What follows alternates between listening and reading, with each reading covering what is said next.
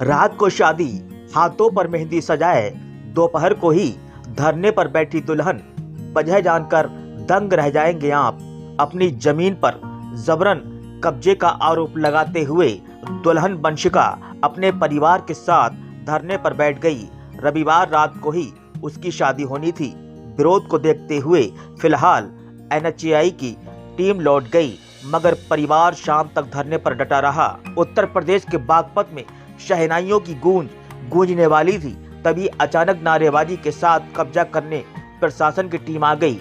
हंगामा सुनते ही दुल्हन वंशिका अपने पिता की जमीन बचाने के लिए एनएचएआई पर जमीन कब्जाने का आरोप लगाते हुए धरने पर बैठ गई।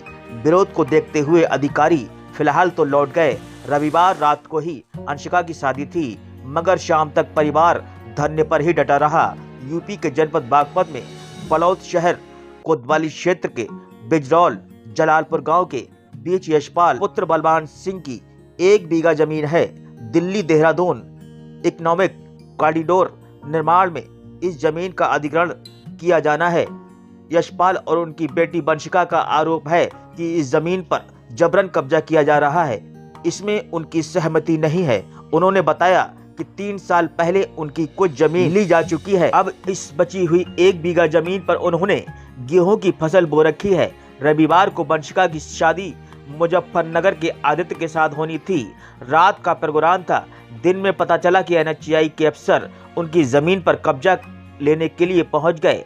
इसके बाद वंशिका और पूरा परिवार मौके पर पहुंचा और विरोध करने लगा।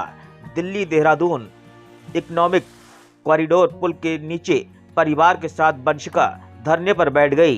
परिवार वालों का कहना है कि वे अपनी जमीन पर जबरन कब्जा नहीं होने देंगे। विरोध को देखते हुए फिलहाल अफसर तो लौट गए, परिवार शाम तक धरने पर ही डटा रहा। फिलहाल अधिकारियों के आश्वासन के बाद पीड़ित परिवार ने धरना समाप्त कर दिया है। दुल्हन की शादी के दिन धरना देना चर्चा का विषय बना हुआ है। एसडीएम बड़ौद मनीष कुमार का कहना है कि मौके पर टीम भेजकर पूरे मामले की जांच कराई जाएगी। किसान परिवार की समस्या का समाधान किया जाएगा। कारवा टीवी के लिए रियाज गुड्डू अंसारी की। क्या नाम है आपका? वंशिका। कहाँ के बैठे हो आप? आज हमारी शादी थी घर में, सब लोग आज मेरी शादी थी और सब लोग घर में शादी के कार्यक्रम में बिजी थे। अचानक से हमें सूचना मिली कि हमारी जमीन पे कब्जा करने की साजिश की जा रही है, तो मैं और मेरा परिवार पूरा यहाँ पे पहुंचा। तो हमने देखा कि यहाँ पे एनएचएआई वाले और पुलिस के साथ कब्जा करने के लिए आए हुए हैं। तो अंकित कुमार उसमें से उसने मुझे बोला कि ऐसी शादी कराएंगे कि याद रखोगे, और हमारी जमीन पे कब्जा करने की साजिश कर रहे हैं।